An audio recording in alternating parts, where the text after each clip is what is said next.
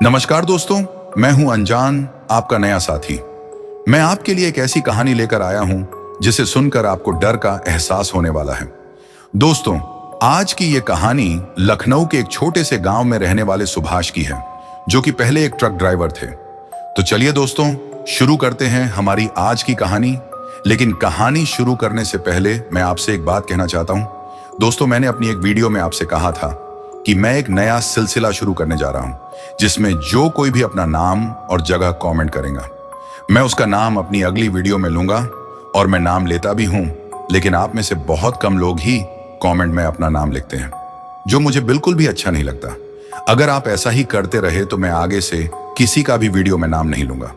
तो चलिए दोस्तों, अब मैं आपका ज्यादा समय बर्बाद नहीं करूंगा। तो अब इस कहानी को हम सुभाष के नजरिए से ही सुनते हैं। लेकिन उससे पहले आप हमारे इस चैनल को सब्सक्राइब कर लें, जिससे आपके और हमारे संबंध मजबूत हो सके। नमस्कार साथियों, मेरा नाम सुभाष है और मेरी उम्र 35 साल है। मैं एक साधारण ट्रक ड्राइवर हूं, जो हर दिन अपने परिवार के लिए 2 वक्त की रोटी कमाने के लिए सड़कों पर घंटों चलता रहता है। मेरा घर लखनऊ के एक छोटे से गांव में है, जहां मैं अपने माता पिता, पत्नी और 2 बच्चों के साथ रहता हूं। घर की हालत बहुत अच्छी नहीं है, पर हम सब मिलजुल कर रहने वाले लोग हैं। मेरी पत्नी सरिता बहुत ही समझदार और प्यार करने वाली महिला है, और मेरे दोनों बच्चे सुमन और रोहित मेरी जिंदगी की जान है। पिताजी उम्र दराज हो चुके हैं और माँ अब भी घर के कामकाज में लगी रहती है। मेरा दिन ट्रक के पीछे पीछे गुजरता है और मैं हमेशा लंबी यात्राओं पर रहता हूँ। लेकिन आज जो कहानी मैं आपको सुनाने जा रहा हूँ, वो मेरी जिंदगी की सबसे खौफनाक रात की कहानी है। ये बात तब की है जब मैं एक बारात का सामान लेकर देर रात को सफर पर था। उस रात को आसमान में बादल छाए हुए थे और हल्की हल्की बारिश हो रही थी। मैं अपने ट्रक को बड़ी मुश्किल से संभालते हुए हाईवे पर चलता जा रहा था। चारों ओर घना अंधेरा और सन्नाटा था, और सिर्फ ट्रक की हेडलाइट्स से सड़क दिखाई दे रही थी। तभी अचानक मुझे सड़क के किनारे एक औरत खड़ी दिखाई दी। वो लाल साड़ी पहने हुए थी और उसकी हालत देखकर ऐसा लग रहा था जैसे वो बहुत परेशान हो। मैंने ट्रक रोका और खिड़की से बाहर झांककर पूछा, बहन, इस वक्त यहाँ क्या कर रही हो? कहाँ जाना है? उसने धीरे से कहा, भाई साहब, मुझे गांव के मंदिर तक छोड़ दो। मुझे उसकी हालत पर तरस आया और मैंने उसे ट्रक में बैठने का इशारा किया। जैसे ही वो ट्रक में बैठी, एक अजीब सी ठंडक महसूस हुई। उसकी आंखों में गहरा दर्द और बेचैनी थी, जो मेरे दिल को हिला देने वाली थी। मैंने उसे कुछ नहीं पूछा और ट्रक चलाने लगा। रास्ते भर उसने एक भी शब्द नहीं बोला। मैंने कई बार उससे बात करने की कोशिश की, लेकिन वो बस चुपचाप खिड़की से बाहर देखती रही। जब हम उस गांव के पास पहुंचे तो उसने धीरे से कहा, यहां रोक दो। मैंने ट्रक रोका और जैसे ही मैं उसे देखने के लिए पलटा, वो ट्रक से उतरकर मंदिर की ओर बढ़ गई। मैंने उसे मंदिर के गेट तक जाते हुए देखा, लेकिन जैसे ही वो गेट के पास पहुंची, वो अचानक गायब हो गई। मेरा दिल धक से रह गया। मैंने सोचा कि मेरी आंखों का धोखा होगा, लेकिन अगले ही पल मेरे कानों में उसकी चीख सुनाई दी। वो चीख इतनी दर्दनाक और भयानक थी कि मेरे रोंगटे खड़े हो गए। मैंने तुरंत ट्रक को स्टार्ट किया और वहां से भाग निकला। उस रात के बाद मैं उस गांव के आसपास कभी नहीं गया। बाद में मुझे पता चला कि वो औरत उसी मंदिर की दुल्हन थी, जिसकी शादी के दिन ही मौत हो गई थी। तब से उसकी आत्मा वहीं भटक रही है, और जो भी उसे वहां छोड़ने आता है, उसे उस चीख का सामना करना पड़ता है। उस रात के बाद से मेरे जीवन में कई चीजें बदल गईं। मैं अक्सर उस दुल्हन की चीखें अपने सपनों में सुनता था, और वो चेहरा, उसकी खाली और बेचैन आंखें मेरे ज़हन में बार बार उभरती थीं। कुछ महीनों बाद मुझे एक बार फिर उसी इलाके में सामान पहुंचाने का काम मिला। इस बार मैं बेहद सावधानी से चल रहा था, क्योंकि वो भयानक अनुभव मेरी यादों में ताजा था। जैसे जैसे मैं उस गांव के पास पहुंच रहा था, मेरा दिल जोर से धड़कने लगा। रात का समय था और फिर से वही सन्नाटा चारों ओर था। अचानक मेरे ट्रक का इंजन बंद हो गया। मैंने कई बार स्टार्ट करने की कोशिश की, पर इंजन किसी भी हालत में चालू नहीं हो रहा था। चारों ओर घना अंधेरा और भयानक सन्नाटा छाया हुआ था।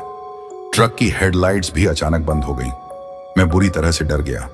जैसे ही मैंने ट्रक से बाहर कदम रखा, मुझे ऐसा लगा जैसे कोई मेरे आसपास है। उस घने अंधेरे में मुझे किसी के रोने की आवाज सुनाई दी। वो आवाज धीरे धीरे पास आ रही थी। मेरे पैरों के नीचे से जमीन खिसकने लगी। जब मैंने हिम्मत जुटाकर उस आवाज की दिशा में देखा, तो मेरे रोंगटे खड़े हो गए। वो वही दुल्हन थी, वही लाल साड़ी, वही चेहरा और वही दर्दनाक आंखें। लेकिन इस बार उसकी आंखें खून से लाल हो चुकी थीं और उसके चेहरे पर अजीब सी भयानक मुस्कान थी। उसने मेरी तरफ हाथ बढ़ाया और धीरे धीरे मेरी ओर बढ़ने लगी। मैं पूरी तरह से हिल चुका था। मेरे शरीर में एक भी हरकत करने की ताकत नहीं बची थी। वो मेरे पास आकर रुकी और धीरे से बोली, तुमने मुझे उस रात छोड़ दिया था, अब तुम मेरे साथ चलोगे। उसके शब्द मेरे कानों में गूंज रहे थे और मेरे दिमाग में अजीब सी हलचल होने लगी। मैं समझ नहीं पा रहा था कि क्या करूं। तभी अचानक मेरे ट्रक की हेडलाइट्स फिर से जल उठी और मैं समझ गया कि ये मेरा आखिरी मौका है। मैंने किसी तरह हिम्मत जुटाई, ट्रक में वापस कूदा और उसे स्टार्ट करने की कोशिश की। इस बार इंजन चालू हो गया और मैंने ट्रक को तेजी से भगाना शुरू कर दिया। पीछे मुड़कर देखने की हिम्मत मुझ में नहीं थी, लेकिन मुझे उसकी चीखें अब भी सुनाई दे रही थीं। वो चीखें इतनी भयानक और दर्दनाक थीं कि मेरी आत्मा कांप गई। मैंने ट्रक को पूरा जोर लगाकर उस जगह से दूर भगाया और जब मैं गांव से काफी दूर आ गया तो मैंने गहरी सांस ली। लेकिन उस रात के बाद से मेरी जिंदगी फिर कभी वैसी नहीं रही।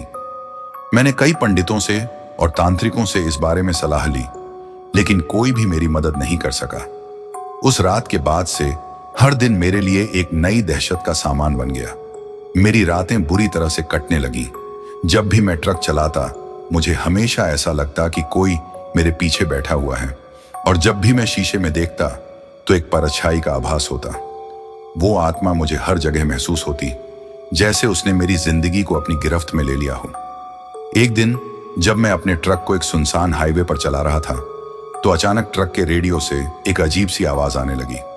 पहले तो मैंने इसे तकनीकी खराबी समझकर नजरअंदाज किया, लेकिन आवाज धीरे धीरे साफ होती गई। वो कोई महिला थी जो कुछ बुदबुदा रही थी। उसकी आवाज मेरे कानों में जैसे छुरी की तरह चुभ रही थी। अचानक उसने तेजी से चिल्लाया, सुभाष, तुम मुझसे बच नहीं सकते। उसकी आवाज सुनते ही मेरे हाथ पांव ठंडे पड़ गए। मैंने रेडियो बंद करने की कोशिश की, लेकिन वो बंद नहीं हुआ। आवाज लगातार तेज और भयानक होती जा रही थी। मैंने ट्रक को एक किनारे पर रोका और जैसे ही मैं उतरने वाला था, ट्रक का दरवाजा जोर से बंद हो गया। मेरे चारों ओर जैसे कोई अदृश्य शक्ति हो जो मुझे अंदर ही बंद रखना चाहती हो। अचानक ट्रक के अंदर की लाइट्स खुद ब खुद जल गई और सामने की शीशे पर खून से लिखा हुआ दिखाई दिया, तुम्हारा अंत नजदीक है। मैं डर के मारे कांप रहा था। तभी मेरे कानों में फिर से वही चीख गूंज उठी और इस बार वो इतनी तेज थी कि मेरे कानों से खून निकलने लगा। मेरी आंखों के सामने सब कुछ धुंधला होने लगा और मुझे ऐसा लगा जैसे मेरी मौत अब करीब है।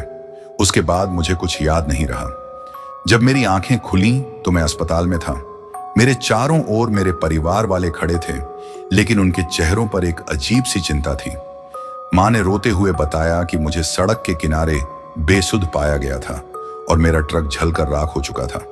मैं जानता था कि ये उसी आत्मा का काम था और उसने मुझे मरने नहीं दिया था, क्योंकि वो मुझे और तड़पाना चाहती थी। अब मैं हर रोज उस भयानक डर के साथ जीता हूं कि वो आत्मा कभी भी मुझे अपने कब्जे में ले सकती है। मेरी जिंदगी अब एक जीता जागता नरक बन गई है और मैं हर रात उस दुल्हन की चीखों से जागता हूं। लोग कहते हैं कि आत्माएं केवल उन लोगों को परेशान करती हैं जिन्होंने उनके साथ अन्याय किया हो, लेकिन मेरी कहानी कुछ और ही है। मैंने कभी कुछ गलत नहीं किया, फिर भी वो आत्मा मुझे नहीं छोड़ रही। उस दिन के बाद से मैं सिर्फ अपनी छाया से नहीं, बल्कि हर अंधेरे कोने से डरने लगा। दिन के उजाले में भी मुझे ऐसा महसूस होता जैसे कोई मेरी हर हरकत पर नजर रख रहा हो। मेरे परिवार ने कई बार मुझे समझाया कि यह सब मेरा वहम है, लेकिन मैं जानता था कि वो आत्मा मेरे पीछे पड़ी है। कुछ हफ्तों बाद मुझे एक और लंबी यात्रा पर जाना पड़ा। इस बार मैंने अपने साथ कुछ धार्मिक वस्तुएं रख लीं। माँ के कहने पर हनुमान चालीसा, एक ताबीज और गंगा जल की छोटी बोतल। मेरे मन में एक अजीब सा डर था, लेकिन मैंने खुद को समझाया कि ये सब मेरी सुरक्षा के लिए है। रात के अंधेरे में फिर से वही रास्ता आया। मेरी सांसें तेज हो गईं और मेरा दिल जोर जोर से धड़कने लगा। उस सुनसान सड़क पर हर चीज मुझे पहले से ज्यादा भयानक लग रही थी। मैंने अपनी हिम्मत बटोरकर हनुमान चालीसा का पाठ करना शुरू कर दिया। अचानक ट्रक के अंदर का तापमान अचानक गिरने लगा। ऐसा लग रहा था जैसे किसी ने पूरे ट्रक को बर्फ के अंदर डाल दिया हो। मेरे हाथ पैर ठंड से सुन्न होने लगे और गले से शब्द नहीं निकल रहे थे। हनुमान चालीसा की पंक्तियां मेरी जुबान पर ही अटक गई। तभी ट्रक की खिड़कियों पर धुंध बनने लगी। उस धुंध पर एक चेहरा उभरने लगा, वही दुल्हन का चेहरा। उसकी आंखें इस बार और भी ज्यादा खून से भरी हुई थीं और उसकी मुस्कान भयानक थी। उसने धीरे धीरे अपने हाथों से खिड़की पर खून से कुछ लिखना शुरू किया। मैं डर के मारे कांप रहा था। खून से उसने लिखा, तुम मुझसे नहीं बच सकते। मेरा दम घुटने लगा। मैंने हनुमान चालीसा को जोर से पढ़ने की कोशिश की, लेकिन मेरे शब्द जैसे गले में अटक गए थे। तभी अचानक ट्रक के चारों ओर जोर की हवाएं चलने लगीं। दरवाजे अपने आप खुल गए और ट्रक जोर जोर से हिलने लगा। ऐसा लग रहा था जैसे कोई अदृश्य ताकत मुझे बाहर खींचने की कोशिश कर रही हो। मेरे पास अब एक ही रास्ता बचा था। मैंने जल्दी से गंगा जल की बोतल उठाई और ट्रक के चारों ओर छिड़कना शुरू किया। जैसे ही गंगा जल की बूंदें ट्रक पर गिरीं, एक जोर की चीख गूंजी और सब कुछ शांत हो गया। ट्रक फिर से स्थिर हो गया और वो चेहरा खिड़की से गायब हो गया। मैं पूरी तरह से पसीने से तरबतर था, लेकिन मैंने हिम्मत जुटाकर ट्रक को फिर से स्टार्ट किया और वहां से तेजी से निकल गया। जब मैं अपने घर पहुंचा तो मेरी हालत खराब थी। मैंने किसी को कुछ नहीं बताया, लेकिन मेरी आंखों में वो खौफ साफ दिखाई दे रहा था। उसके बाद मैंने ट्रक चलाना छोड़ दिया। मेरी जिंदगी अब उस घटना के बाद कभी पहले जैसी नहीं रही। हर रात मैं डर के साथ सोता हूं और हर सुबह उम्मीद करता हूं कि वो आत्मा मुझे छोड़ चुकी हो। लेकिन सच तो यह है कि मैं जानता हूं वो कहीं नहीं गई। वो अब भी मेरे आसपास है, मेरे हर कदम पर नजर रख रही है। और जब तक मैं जिंदा हूं, मुझे हमेशा इस डर के साथ जीना पड़ेगा कि वो किसी भी पल वापस आ सकती है। और अगर वो फिर से आई तो शायद इस बार वो मुझे हमेशा के लिए अपने साथ ले जाएगी। वो रातें और दिन मेरे लिए एक बुरा सपना बन गए थे। मेरे दिल में उस आत्मा की मौजूदगी का डर हमेशा के लिए घर कर गया था। मैंने अपने परिवार के सामने अपनी पूरी कहानी साझा की और उन्हें समझाया कि मैं अब ट्रक चलाना नहीं चाहता। वे सब मेरे साथ थे और उन्होंने मुझे समझाया कि हमें अपनी जिंदगी को फिर से सामान्य बनाने की कोशिश करनी चाहिए। कुछ महीनों बाद मैंने एक छोटी सी दुकान को खोल लिया। परिवार के साथ बिताने का समय अब मुझे ज्यादा मायने रखने लगा, लेकिन आत्मा की भयावहता हमेशा मेरी यादों में बसी रही। एक दिन मैं अपने घर के पास एक पुराने मंदिर में गया। मैंने वहां बहुत समय तक प्रार्थना की और पूरी ईमानदारी से दुआ की कि आत्मा को शांति मिले। मंदिर के पंडित ने मुझे आश्वासन दिया कि आत्मा को शांति मिलेगी अगर मैं सच्चे मन से प्रार्थना करूंगा। वो मंदिर की यात्रा मेरे लिए एक प्रकार की मानसिक राहत का माध्यम बनी। हालांकि पूरी तरह से शांति नहीं आई, लेकिन मैं जानता था कि मैंने सब कुछ अपनी ओर से सही किया। धीरे धीरे मेरी जिंदगी में एक नया संतुलन आ गया। अब मैं अपनी रोजमर्रा की जिंदगी में खुश रहने की कोशिश करता हूं और उस भयानक घटना को एक अनुभव के रूप में स्वीकार करता हूं। मैंने सीखा कि भय का सामना करना और अपने डर को स्वीकार करना दोनों मिलकर हमें मजबूत बनाते हैं। हर रात जब मैं सोने जाता हूं तो मुझे लगता है कि आत्मा अब मेरे पास नहीं है, लेकिन एक भाग में मैं हमेशा सतर्क रहता हूं। और यही सच्चाई है। हमारे भीतर का डर कभी पूरी तरह से मिटता नहीं है, लेकिन हम अपने जीवन को उसके बावजूद जीने का तरीका सीख सकते हैं। यही मेरी कहानी है, एक ट्रक ड्राइवर की जिसने एक आत्मा के साथ भयानक संघर्ष किया। यह कहानी मेरे जीवन की सबसे डरावनी और अनकही सच्चाई को बयां करती है। तो दोस्तों, आज की यह कहानी आपको कैसी लगी कमेंट करके हमें जरूर बताएं।